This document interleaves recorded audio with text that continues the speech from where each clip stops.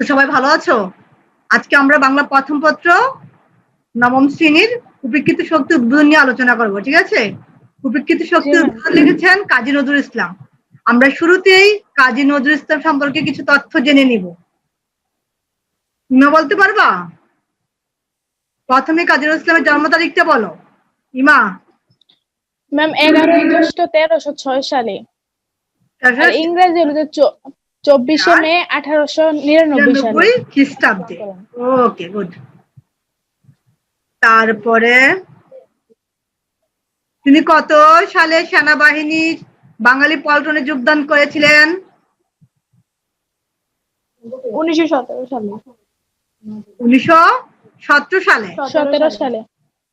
1917 সালে উনি সেনাবাহিনীর বাঙালি পল্টনে যোগ দেন। তাকে আমরা কেন বিদ্রোহী কবি বলি?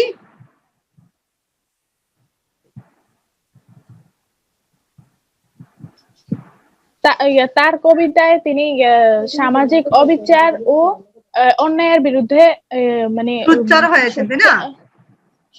স্বাধীনতার বিরুদ্ধে সোচ্চার হয়েছেন, তাই তাকে আমরা বিদ্রোহী কবি বলি এবং তিনি আমাদের জাতীয় কবি। ঠিক আছে, গ্রন্থের নাম বলতে পারবো? কয়েকটি কাব্য। অগ্নিবীণা, বিষের বাসি, ছায়ানট, তারপরে প্রলয় শিখা, চক্রবাত, সিন্ধু হিন্দু বেশিরভাগ উল্লেখযোগ্য। কয়েকটি উপন্যাসের নাম বলতে পারবো?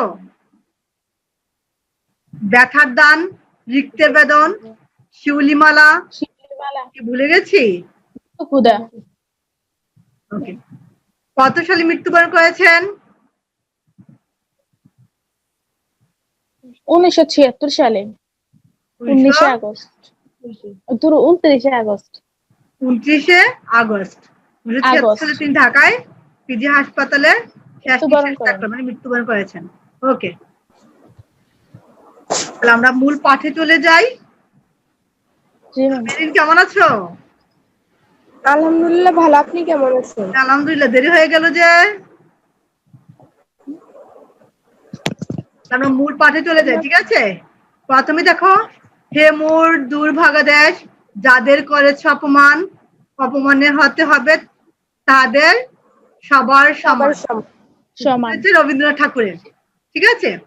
উপেক্ষিত শক্তির উদ্বোধনে মূল বক্তব্যই হচ্ছে কি, আমাদের যারা সাধারণ মানুষ, শ্রমজীবী মানুষ, যাদের শ্রমে আমাদের আজকের এই সভ্যতা গড়ে উঠেছে, তাদেরকে উপেক্ষা করছি বিদায় আমরা আজ কি পিছিয়ে আছি।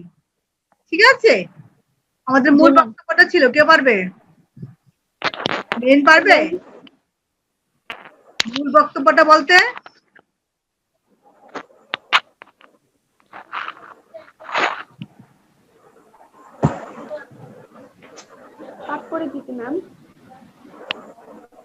মূল গল্পটা মেরিন পড়ো শব্দ করে।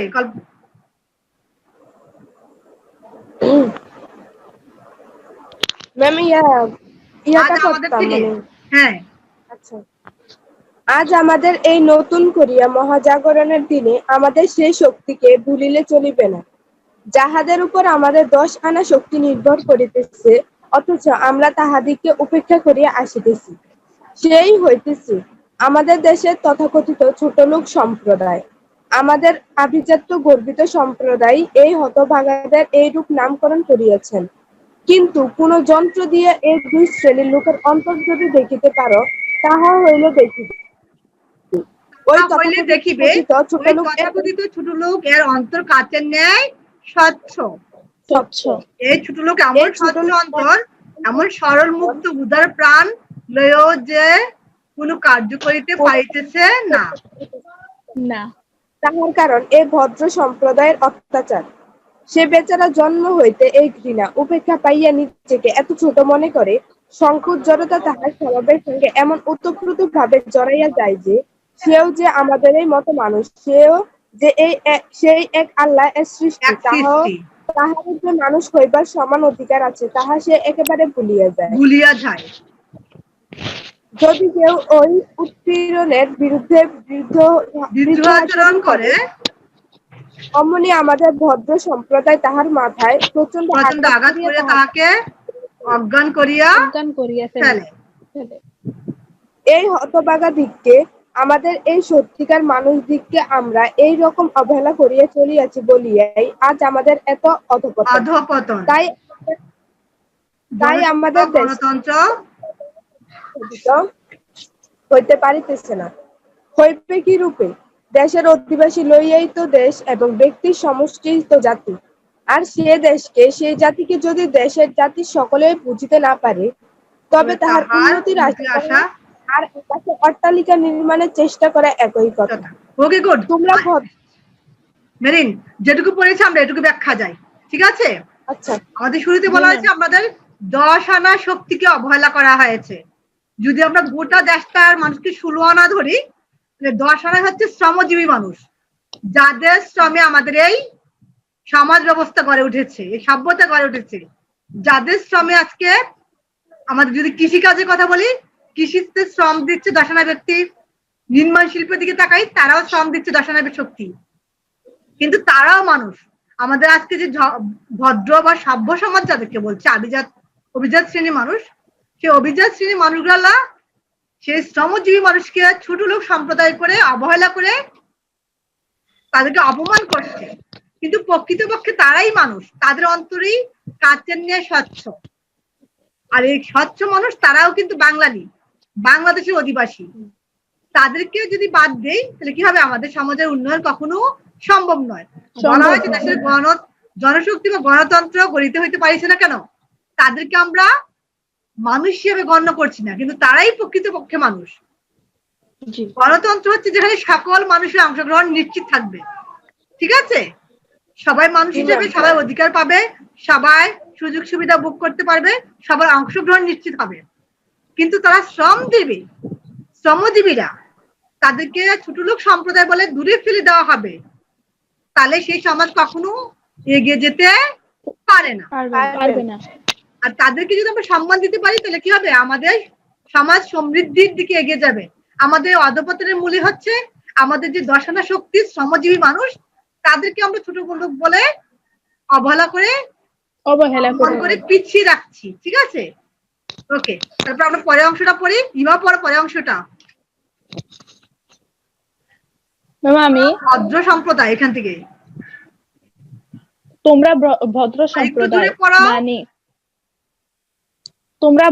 সম্প্রদায় দেশের দুর্দশা জাতির দুর্গতি বুঝো, লোককে বুঝাইতে পারো এবং লোককে বুঝতে পারো, এবং ওই দুর্ভাগ্যের কথা কহিয়া কাঁদাইতে পারো, কিন্তু কার্যক্ষেত্রে নামিয়া কার্য করিবার শক্তি তোমাদের আছে কি? না, নাই। এ কথা যে নিরেট সত্য, তাহা তোমরাই বুঝো। কাজেই তোমাদের এই দেশকে, জাতিকে উন্নতি করিবার আশা ওই কথাতেই শেষ হইয়া যায়। কিন্তু যদি একবার আমাদের এই জনশক্তিকে উদ্বৃত্ত করিতে পারো, তাহাদিগকে বলিয়া ভাই বলিয়া কুল দিবার তোমার উদারতা থাকে, তাহাদিগের শক্তির উন্মেষ করিতে পারো, তাহা হইলে দেখিবে তুমি 100 বৎসর ধরিয়া প্রাণপণে চেষ্টা সত্ত্বেও যে কাজ করিতে পারিতেছ না, একদিনে সেই কাজ সম্পন্ন হবে। এ কথা হয়তো তোমার বিশ্বাস হইবে না। একবার মহাত্মা গান্ধীর কথা ভাবিয়া দেখি, তিনি ভারতে কি অসাধ্য সাধন করিতে পারিয়াছেন। ওকে, আমরা এটুকু ব্যাখ্যা যাই, ঠিক আছে? এখানে বলা হয়েছে যারা বড়লোক সম্প্রদায়, তারা কিন্তু শুধু মুখে বলে, ঠিক আছে? তারা মুখে বলে, কিন্তু তারা কিন্তু কোনো কাজ করে দেখাতে পারে না। এটুকু রাখো। আমরা এটুকু ব্যাখ্যা যাই আগে। জি ম্যাম। তারা কিন্তু কোনো কাজ করতে পারে না, কিন্তু যারা ছোট লোক সম্প্রদায়, তাদেরকে যদি আমরা সম্মান করি, ভাই বলে সম্বোধন করে কাছে টেনে নেই, যে কাজটা আমরা 100 বছরে করতে পারবো না, সেই কাজটা আমরা কয়েকদিনেই করে নিতে পারবো। কারণ তারা এত উৎসাহ পাবে, নিজেদেরকে আপন করে আপন মনে সেই কাজটা করবে। আমরা যদি ভারতের মহাত্মা গান্ধীর দিকে দেখি, উনি সাধারণ মানুষকে ভাই বলে বুকে টেনে নিয়েছিলেন, আপন করে নিয়েছিলেন। আর ভাই বলে সম্বোধন করার ফলে তারা কি করেছিল? দেশের জন্য প্রাণ দিয়ে কাজ করেছিল, দেশের মঙ্গলে আত্মনিয়োগ করতে পেরেছিল। তাই আমাদেরকে কি করতে হবে, সেই যাদেরকে আমরা ছোট লোক সম্প্রদায় বলি তাদেরকে ভাই বলে সম্বোধন করে কাছে টেনে নিতে হবে। কাছে তাহলে টেনে নিতে আমরা কি হবে। করতে পারবো, আমাদের জাতি এগিয়ে যেতে পারবে। পারবে। পরের অংশটা রিদি পড়ো। ম্যাম আমি বাসায় নাই, বড় আপির বাসায় আসছি, আমার কাছে বই নাই। হ্যালো রিদি, শুনতে পাচ্ছ? জি ম্যাম। হ্যাঁ তুমি পড়ো। পরে ম্যাম আমি বাসায় নাই। বইটা নাই তোমার কাছে? আমি না ম্যাম, আমি বড় আপির বাসায় আসছি। আচ্ছা বইটা নাই, তাহলে জি ম্যাম। মেরিন পড় বাকি অংশটা আবার। মেরিন, আচ্ছা। তিনি যদি এমন করিয়া প্রাণ খুলিয়া, এখান থেকে তিনি যদি এমনই করিয়া প্রাণ খুলিয়া ইহাদের সহিত না মিশিতেন, ইহাদের সুখ দুঃখে এমন করিয়া ভাগিনা হইতেন, ইহাদিগকে যদি নিজের বুকে রক্ত দিয়া তাহারা খাইতে পাইল না বলিয়া নিজেও তাহাদের সঙ্গে উপবাস করিয়া ইহাদিগকে নিতান্ত আপনার করিয়া না তুলিতেন, তাহা হইলে আজ তাহাকে কে মানিত? কে তাহার কথায় কর্ণপাত করিত? কে তাহার একটি ইঙ্গিতে এমন করিয়া বুক বাড়াইয়া মরিতে পারিত?